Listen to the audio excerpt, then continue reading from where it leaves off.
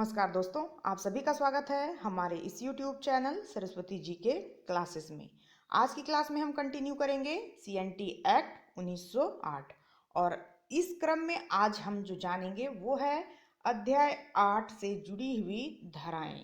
अध्याय 8 में जिन धाराओं को दिया गया है आज हम उनके बारे में जानकारी हासिल करेंगे। ये जो अध्याय 8 है इसमें जोतों और भूधृतियों के पट्टे और अंतरण संबंधी धाराएं दी गई हैं। यानी जितनी भी धाराएं इसमें शामिल हैं उसमें जोतों और भूधृतियों के पट्टे यानी कि लीज और उसके अंतरण यानी कि उसके ट्रांसफर से जुड़े हुए प्रावधान जो हैं दिए गए हैं। अध्याय 8 में हमें पढ़ने हैं 44 से लेके 51 तक की धाराएं।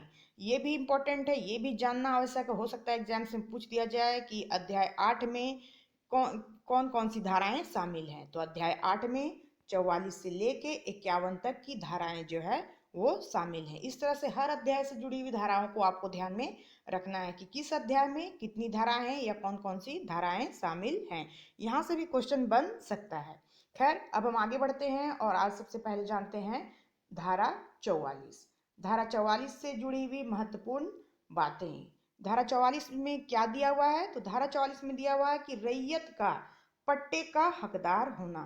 जो रैयत है उसे उसका पट्टे का हकदार होना। वो पट्टे का हकदार है किस मायने में? तो हम इसे आगे जानते हैं। प्रत्येक रैयत अपने भूस्वामी से एक पट्टा प्राप्त करने का हकदार होगा। यहाँ पे कहा जा रहा है कि जो भी रैयत है वो अपने भूस्वामी से एक पट्टा प्राप्त करने का हकदार होता है जिसमें उसकी जोत की सीमा, वार्षिक लगान की रकम, लगान की किस्तें और अगर लगान वस्तु के रूप में दे हो तो उपज के अनुपात पट्टे की विशेष शर्तें भी लिखी होंगी। यानी जो रैयत है वो अपने भूस्वामी से एक पट्टा प्राप्त करने का तो हकदार है ही, और उस पट्टे में किसका जिक्र होगा? तो उस पट्टे में उसकी जो जोत है यानी उसकी जो भूमि है उसकी सीमा का, उसकी वार्षिक लगान की रकम का, साथ में लगान की जो किस्तें हैं उसका, और अगर लगान जो है वस्तु के रूप में अगर अदा किया जाता है तो वो वस्तु, अब जमीन है तो जमीन से वस्तु यानी कि उसकी उपज, तो उसके उपज का अनुपात जो है वो लिखा रहेगा। साथ ही उस पट्टे में जो विशेष शर्तें होंगी उन सभी का जिक्र जो है उस पट्टे में किया जाएगा। तो ये है धारा 44। अब हम आगे बढ़ते हैं धारा 45। धारा 45 में क्या कहा गया है? तो भूस्वामी प्रत्येक दिए हुए पट्टे की शर्तों के अनुरूप एक प्रतिलेख पाने का हकदार होगा। अब यहाँ पे कहा जा रहा है भूस्वामी के बारे में धारा 45 में कि प्रत्येक जो पट्टा दिया जा रहा है भूस्वामी के द्वारा उसमें जो शर्त है उसके अनुरूप एक प्रतिलेख पाने का हकदार है होगा। ये भूस्वामी है वो एक प्रतिलेख पाने का हकदार होगा। किसका? तो पट्टे की शर्तों के अनुरूप, यानी कि जो शर्तें लिखी गई हैं पट्टों में उसके अनुरूप एक प्रतिलेख पाने का हकदार होगा भूस्वामी। ये कहा गया है धारा 45 में। अब हम आगे बढ़ते हैं धारा 46। तो ये जो धारा 46 है ये बहुत ही इम्पोर्टेंट है क्योंकि पिछले एग्जाम्स में भी यहाँ से क्वेश्चन जो है वो पूछे गए हैं। तो इससे मान के ही हमें चलना है कि ये धारा 46 जो है बहुत इम्पोर्टेंट है, इसे हमें अच्छी तरह से जानना। ये थोड़ा बड़ा जरूर है लेकिन यहाँ से क्वेश्चन पूछे जाने की पूरी संभावना है। तो आइए हम जानते हैं इसकी शर्तों को, यानी कि रैयतों द्वारा अपने अधिकारों के अंतरण पर जो प्रतिबंध लगाया गया है वो कैसे लगाया गया है या कौन कौन से नियम है जिसके तहत रैयतों द्वारा अधिकारों के अंतरण पर प्रतिबंध लगेगा। तो आइए आगे बढ़ते हैं। रैयत द्वारा अपनी जोत या उसके किसी भाग पर अधिकार का 5 वर्ष से अधिक अवधि के लिए तथा विक्रय, दान या किसी अन्य संविदा पर अंतरण नहीं किया जा सकता है। ये जो रैयत है वो अपनी जोत या उसके किसी भाग का जो अधिकार है उस पर वो 5 वर्ष से अधिक अवधि के लिए उसका विक्रय, दान या किसी अन्य संविदा यानी कॉन्ट्रैक्ट पर अंतरण नहीं कर सकता है। यानी उसे अंतरण करने का जो समय दिया गया, जो अवधि दिया गया है वो 5 वर्ष का दिया हुआ है। रैयत को अपनी जोत या किसी भाग के अधिकार का अंतरण अगर करना है तो वो 5 वर्षों के लिए कर सकता है, चाहे वो विक्रय के द्वारा हो, दान के द्वारा हो या अन्य किसी संविदा पर आधारित हो। ये 5 वर्षों के लिए ही हो सकता है। अब हम आगे देखते हैं नेक्स्ट क्या कहा गया है नेक्स्ट पॉइंट में। तो कोई रैयत अपनी जोत या उसके किसी भाग को 7 वर्षों से कम किसी भी अवधि के लिए भूगतबंध बंधक कर सकता है। अब यहाँ पहले रैयत जो है अपने अधिकार का अंतरण जो है अपनी जोत के किसी भाग का या जोत का अंतरण अगर करना चाहता है दान के द्वारा, विक्रय के द्वारा या अन्य संविदा पर, तो 5 वर्षों के लिए कर सकता है। दूसरे पॉइंट में कहा गया है कि अगर रैयत अपनी जोत या उसके किसी भाग को भुगत बंधक करना चाहता है तो वो 7 वर्षों से कम समय के लिए उसे कर सकता है। यानी लिमिटेड पीरियड जो है भुगत बंधक के लिए, तो ये है 7 वर्ष। उससे ज्यादा समय के लिए ये भुगत बंधक नहीं कर सकता है। कौन? तो रैयत। किसका? तो अपनी जोत या उसके किसी भाग का। तो यहाँ आप ध्यान देंगे कि यहाँ भूगत बंधक की बात कहा जा रहा है। भूगत बंधक, आपने अगर पिछला वीडियो देखा होगा तो आप समझ गए होंगे कि भूगत बंधक क्या होता है। तो जो रैयत है वो अपनी जोत या उसके किसी भाग को 7 वर्षों से कम समय, कम किसी भी अवधि के लिए भूगत बंधक कर सकता है। ये दिया गया है धारा 46 के दूसरे पॉइंट में। अब हम आगे देखते हैं कि और क्या दिया हुआ है 46 में। कोई रैयत अपनी जोत या उसके किसी भाग को 15 वर्षों से कम किसी अवधि के लिए ऐसे बंधकदार को भूगत बंधक कर सकता है जो बिहार और उड़ीसा सहकारी समितियां अधिनियम 1935 के अधीन रजिस्ट्रीकृत हो। अब ये जो तीसरा पॉइंट है धारा 46 का, उसमें बताया गया है कि यदि कोई रैयत अपनी जोत या उसके किसी भाग को 15 वर्षों से कम किसी अवधि के लिए ऐसे बंधकदार, यानी बंधकदार कैसा होना चाहिए? वो ऐसे बंधकदार को भुगत बंधक कर सकता है जो जिसके पास क्या एलिजिबिलिटी होनी चाहिए? तो वो बिहार और उड़ीसा सहकारी समितियां अधिनियम जो है 1935 उसके अधीन वो जो बंधकदार है वो रजिस्ट्रीकृत होना चाहिए। तो यहाँ ये 3 पॉइंट बहुत ही इंपॉर्टेंट है कि पहला क्या है कि कोई रैयत अगर अपनी जोत का या उसके किसी भाग का के अधिकार का अंतरण करना चाहता है तो 5 वर्षों से कम ज्यादा समय के लिए वो नहीं कर सकता है। दूसरा पॉइंट कहा गया कि कोई रैयत अगर अपनी जोत या उसके किसी भाग को भूगत बंधक करना चाहता है तो वो 7 वर्षों से कम समय के लिए कर सकता है। तीसरा पॉइंट में कहा गया कि कोई रैयत अपनी जोत या उसके किसी भाग को 15 वर्षों से कम किसी अवधि के लिए वैसे बंधकदार को अपना जोत जो है वो भुगत बंद कर सकता है जो बिहार और उड़ीसा सहकारी समितियां अधिनियम 1935 के अधीन रजिस्ट्री कृत हो। तो ये तीनों ही पॉइंट बहुत ही इंपॉर्टेंट है। इसे आप 2-3 बार अगर ध्यान से पढ़ेंगे तो ये आपको जरूर ही समझ में आ जाएगा। अब हम आगे देखते हैं। अभी जो हमने 3 पॉइंट देखे वे थे धारा 46 के 1 के अंतर्गत 3 कंडीशंस। अब आता है धारा 46 का क। धारा 46 का क ये क्या है? इसमें दिया गया है कि एसटी अधिभोगी रैयत उपायुक्त की पूर्व मंजूरी से अपनी जोत या उसके किसी भाग का अधिकार विक्रय, विनिमय, दान या बिल द्वारा किसी दूसरे एसटी व्यक्ति को अंतरित कर सकेगा जो उसी पुलिस थाने के क्षेत्र की स्थानीय सीमाओं के भीतर का निवासी हो और जिसके भीतर यह जोत स्थित है। यानी कि इसमें सिंपल सी बात है कि इसमें अगर कोई एसटी अधिभोगी यानी कि अनुसूचित जनजाति अगर कोई रैयत है तो वो उपायुक्त की पूर्व मंजूरी से अपनी जोत का या उसके किसी भाग का जो अधिकार है वो विक्रय द्वारा, विनिमय द्वारा या दान द्वारा या विल द्वारा किसी दूसरे एसटी व्यक्ति यानी कि किसी दूसरे अनुसूचित जनजाति व्यक्ति को ही अंतरित कर सकेगा।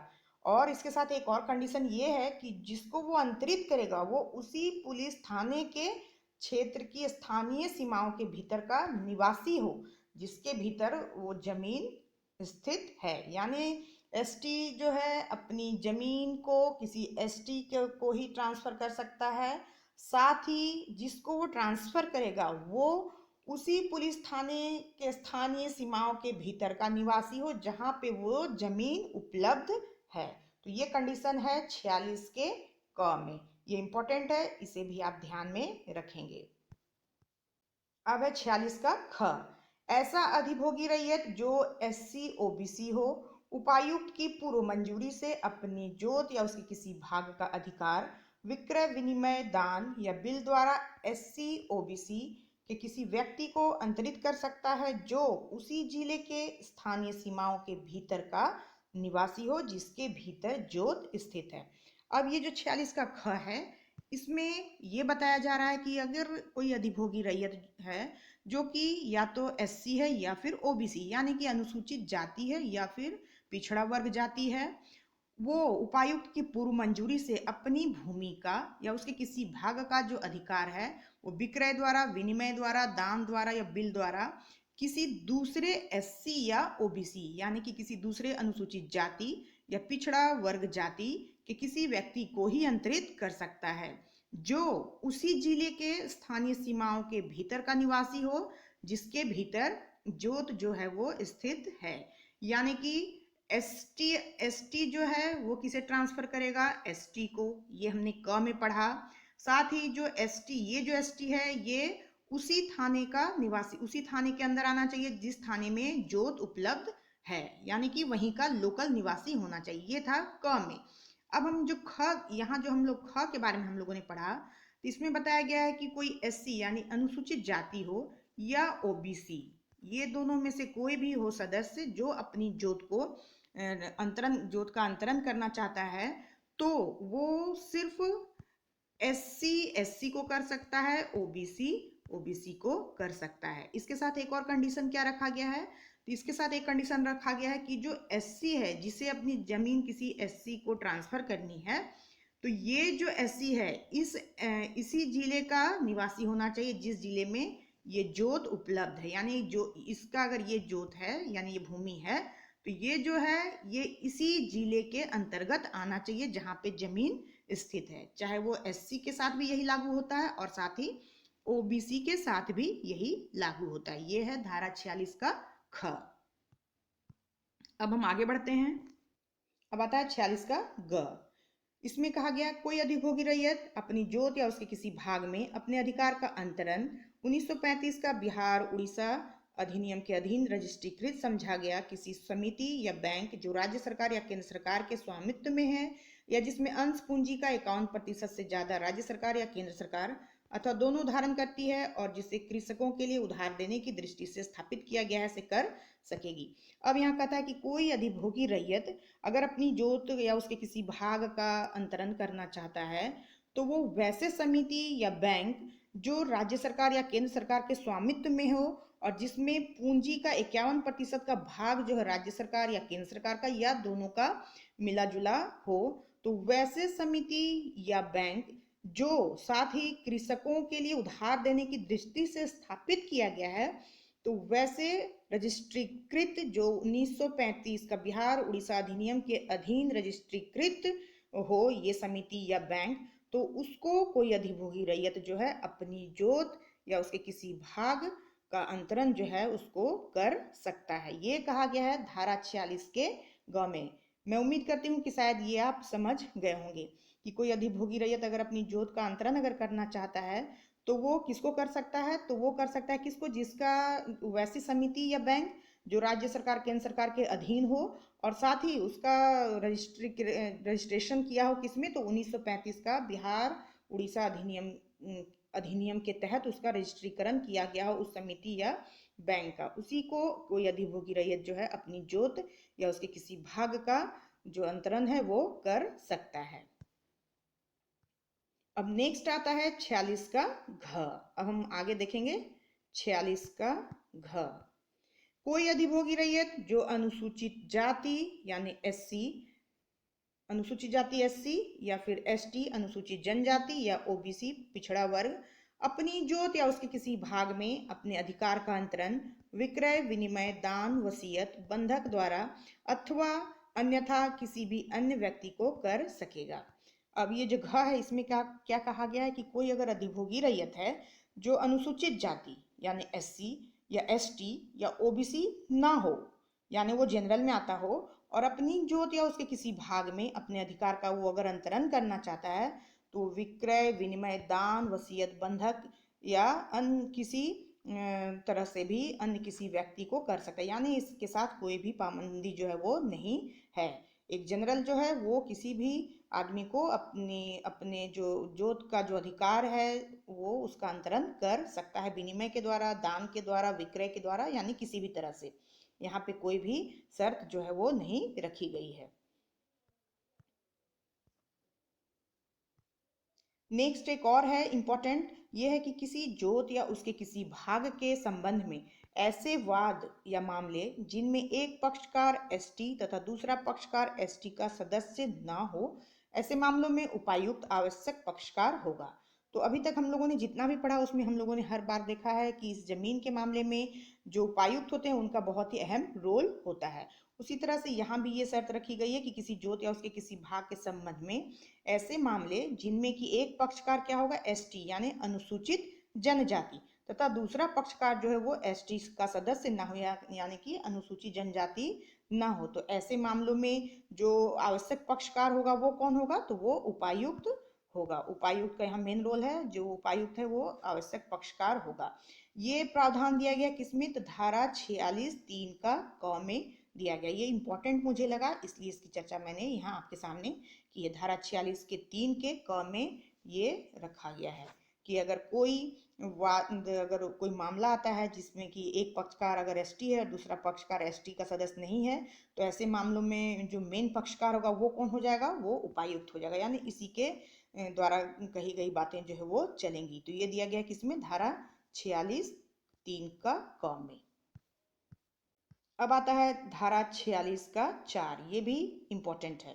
यदि रैयत ने उपधारा 1 के खंड क के अधीन अपनी जोत या उसके किसी भाग के अपने अधिकार को किसी समयावधि के लिए अंतरित किया है, तो उस समयावधि की समाप्ति के 3 वर्ष के भीतर रैयत के आवेदन पर उपायुक्त किसी भी समय जमीन की वापसी करा सकता है। यह है धारा 46 का 4। क्या कहता है कि यदि कोई रैयत ने जो उपधारा 1 के खंड क, अभी हम लोगों ने खंड क पढ़ा था, तो उसके अधीन अगर अपनी जोत या उसके किसी भाग के अपने अधिकार को किसी समयावधि के लिए अंतरित किया है, यानी कि किसी समय अवधि के लिए अगर उसे अंतरित किया है, तो उस समयावधि की समाप्ति के 3 वर्ष के भीतर, तो वो जो अवधि दिया गया है उसके समाप्ति के 3 वर्ष, यानी अगर समाप्ति हो गई है तो उसके 3 वर्ष के भीतर रैयत जो है रैयत आवेदन दे सकता है, और आवेदन करने पर उपायुक्त, यहाँ भी देखिए उपायुक्त का इंपॉर्टेंट रोल है कि जो उपायुक्त आवेदन करने पर उपायुक्त जो है किसी भी समय जमीन की वापसी जो है वो करा सकता है। ये किस में कहा गया है, ये कहा गया है धारा 46 के 4 में, कि जो रैयत है वो समयावधि की समाप्ति के 3 वर्ष के भीतर, यानी समय अवधि अगर समाप्त हो गई तो उसके 3 वर्ष के भीतर ही रैयत के आवेदन करने पर उपायुक्त जो है वो किसी भी समय जमीन की वापसी जो है वो करा सकता है। ये है धारा 46 का 4 में ये प्रावधान दिया गया है।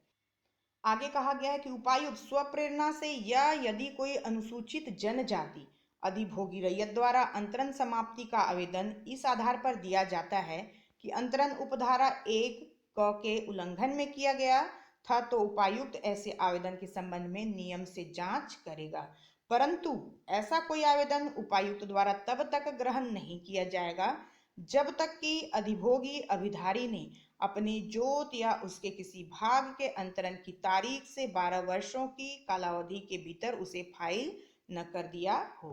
तो ये जो प्रावधान है धारा 46 में कि उपायुक्त अगर चाहे तो स्वप्रेरणा से या कोई अनुसूचित जनजाति अधिभोगी रैयत है और उसके द्वारा अगर अंतरण समाप्ति का आवेदन दिया जाता है, किस आधार पर, इस आधार पर कि जो अंतरण किया गया था वो उपधारा 1 के उल्लंघन में किया गया, यानी कि उसे जबरन जो है अंतरण करवाया गया है, तो ऐसे में जो उपायुक्त है वो क्या करेंगे, आवेदन के संबंध में नियम से जांच करेंगे। लेकिन यहाँ भी एक कंडीशन है कि ऐसा कोई आवेदन उपायुक्त द्वारा ग्रहण नहीं किया जाएगा जब तक कि अभिभोगी अभिधारी जो है अपनी जोत या उसके किसी भाग के अंतरण की तारीख से 12 वर्षों की कालावधि के भीतर उसे फाइल न कर दे, यानी कि जो अभिभोगी अभिधारी है, यानी कि जिसने आवेदन दिया है, उसे ये आवेदन जो है अंतरण की तारीख से 12 वर्षों की कालावधि के भीतर ही फाइल करना होगा। तभी उपायुक्त जो है वो जांच पड़ताल करेंगे और उसे अंतरण समाप्ति का आवेदन स्वीकार करके उसका जांच पड़ताल करके और उसे जमीन की वापसी कराएंगे।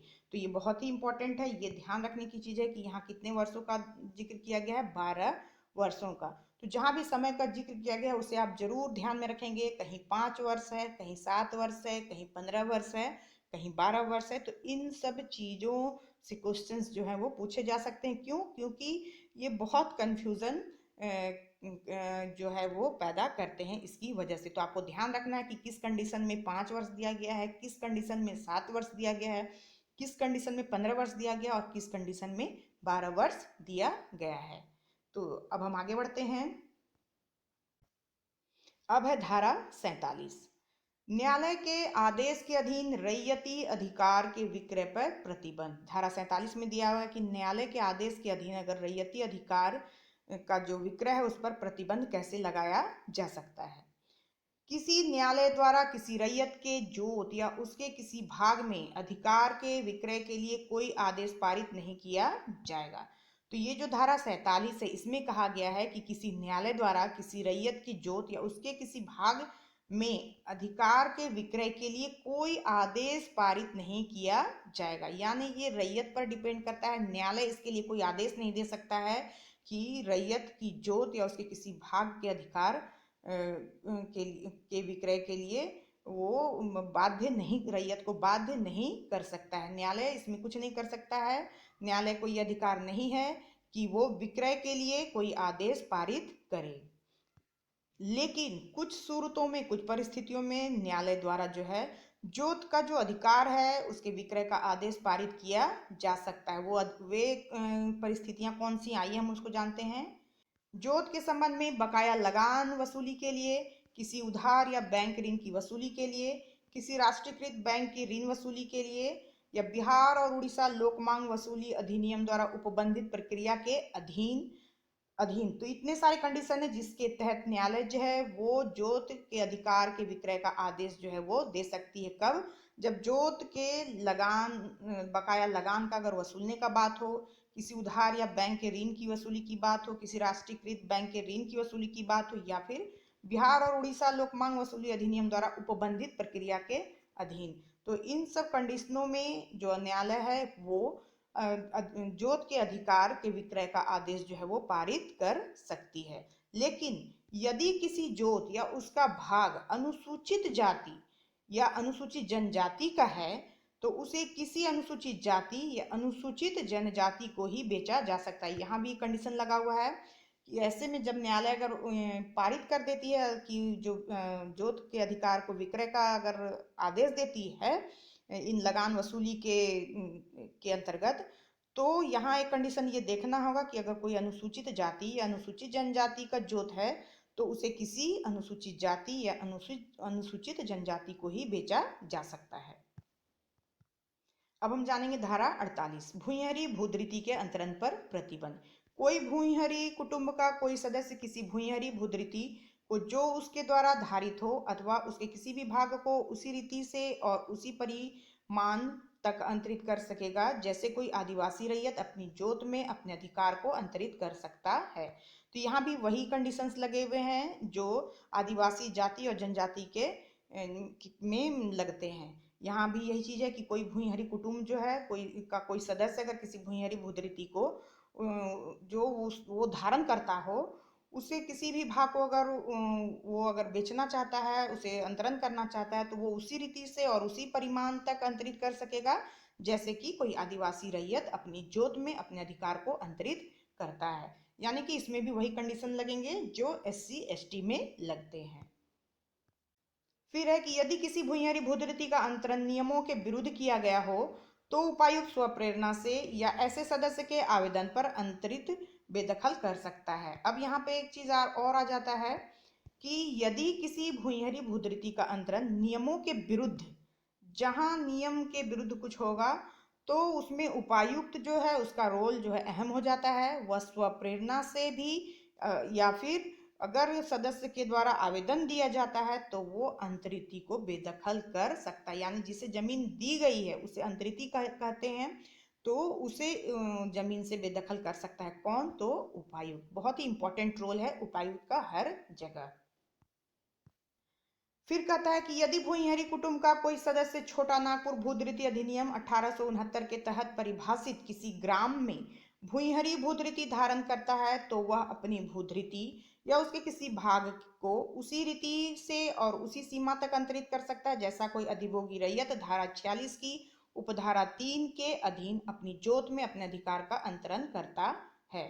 तो इसमें इस कंडीशन में क्या कहा गया है कि यदि भूईहरी कुटुंब का कोई सदस्य छोटा नागपुर भूधृति अधिनियम, यहाँ कंडीशन किसके हिसाब से दिया गया है? तो छोटा नागपुर भूधृति अधिनियम 1869 के तहत परिभाषित गांव में भूईहरी भूधृति अगर धारण करता है तो वह अपनी भूधृति या उसके किसी भाग को उसी हिसाब से उसी सीमा तक वो अंतरित कर सकता है जैसा कि कोई अधिभोगी रैयत जो है धारा 46 की उपधारा 3 के अधीन अपनी जोत अपने अधिकार का अंतरण करता है। तो यहाँ भी ये इंपॉर्टेंट है, ये ध्यान रखने की चीज है कि अधिभोगी रैयत धारा 46 की उपधारा 3 के अधीन जिस तरह से कोई अधिभोगी रैयत अपने अधिकार का अंतरण करता है उसी तरह से कोई भूईहरी कुटुंब जो कि 1869 जो छोटा नागपुर भूधृति अधिनियम 1869 के तहत परिभाषित किसी ग्राम में अगर रहता है और वहां की जोत को धारण करता है तो उसे उन्हीं नियमों को पालन करना होगा जो वहां के अधिभोगी रैयत धारा 46 की धारा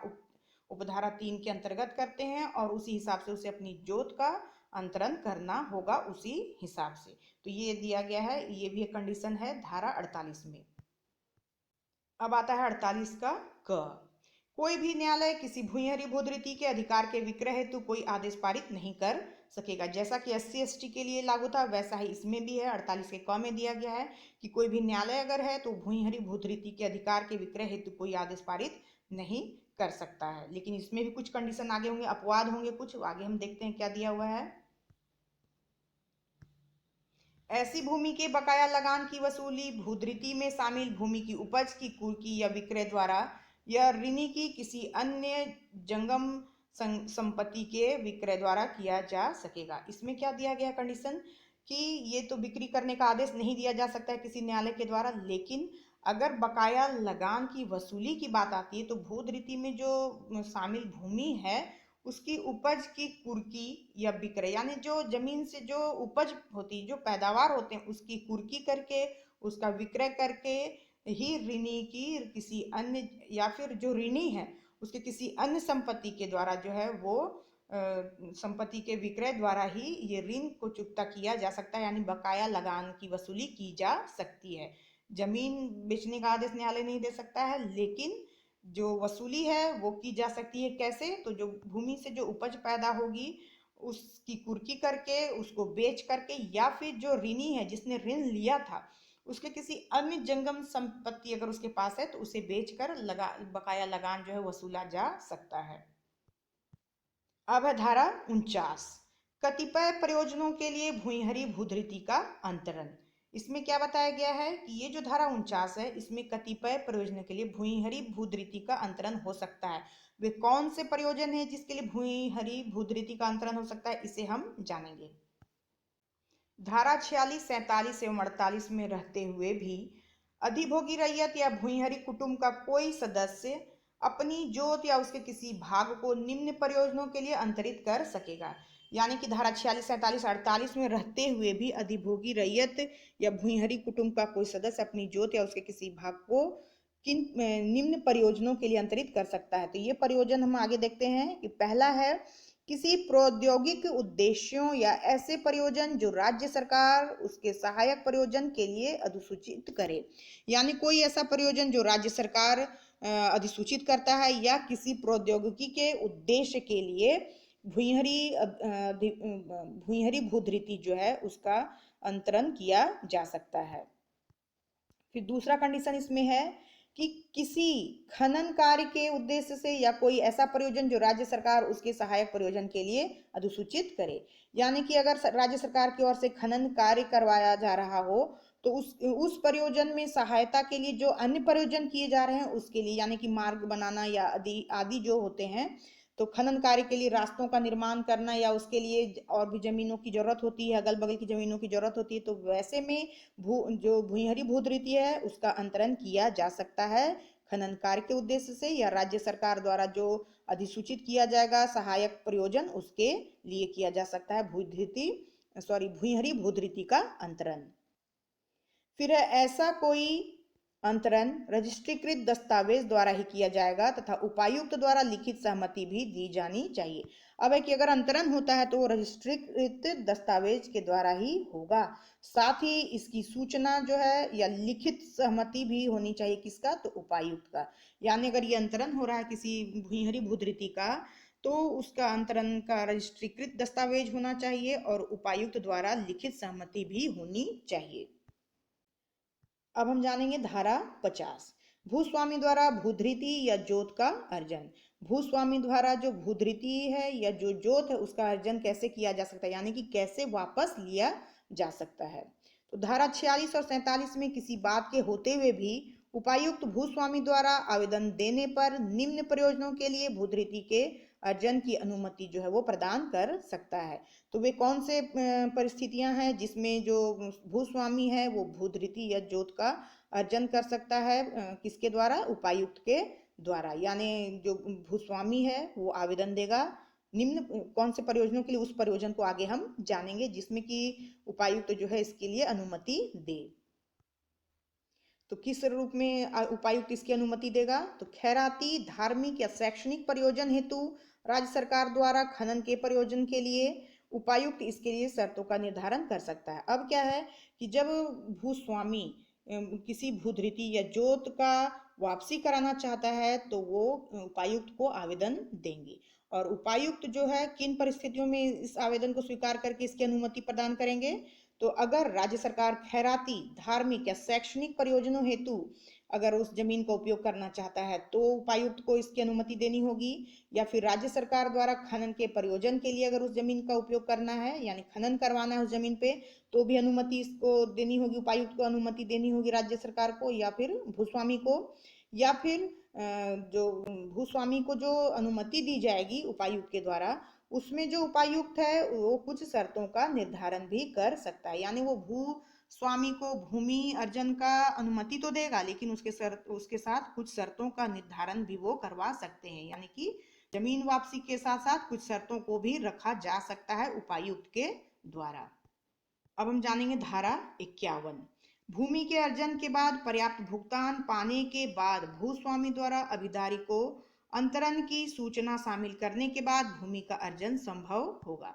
ये जो 51 है इसमें कहा गया कि भूमि के अर्जन के बाद जो पर्याप्त भुगतान जो पाया जाता है उसके बाद जो भूस्वामी द्वारा जो है अभिदारी को अंतरण की जो सूचना होती है उसे शामिल करना होगा भूस्वामी को, और बाद में भूमि इसके बाद ही जो है भूमि का अर्जन संभव है। भूमि के अर्जन के बाद जो है पर्याप्त भुगतान पाने के बाद भूस्वामी द्वारा क्या होगा, अभिधारी को अंतरण की सूचना जो है वो शामिल करनी होगी, तभी भूमि का अर्जन जो है वो संभव होगा। ये था धारा 51। तो ये था अध्याय 8 से संबंधित महत्वपूर्ण प्रावधान जो एग्जाम पॉइंट ऑफ व्यू से इम्पोर्टेंट हैं, और मैं उम्मीद करती हूँ कि शायद मैंने जो एक प्रयास किया है इसे सरल शब्दों में आपको समझाने का, तो शायद आपको ये समझ में आया होगा। अगर कहीं मेरे से कोई मिस्टेक होती है, किसी तरह की गलती होती है, तो इसके लिए आप मुझे क्षमा करें, लेकिन मैं चाहती हूँ कि मुझसे जो गलतियाँ होती हैं वो मुझे कमेंट के द्वारा आप जरूर अवगत कराएं, ताकि मैं अगले वीडियोस में वो गलतियां ना करूं और उसे सुधार कर आपके सामने प्रस्तुत करूं। तो आज के लिए बस इतना ही, नेक्स्ट वीडियो में हम फिर मिलते हैं इसके नेक्स्ट पार्ट के साथ। तब तक के लिए धन्यवाद। जय हिंद, वंदे मातरम।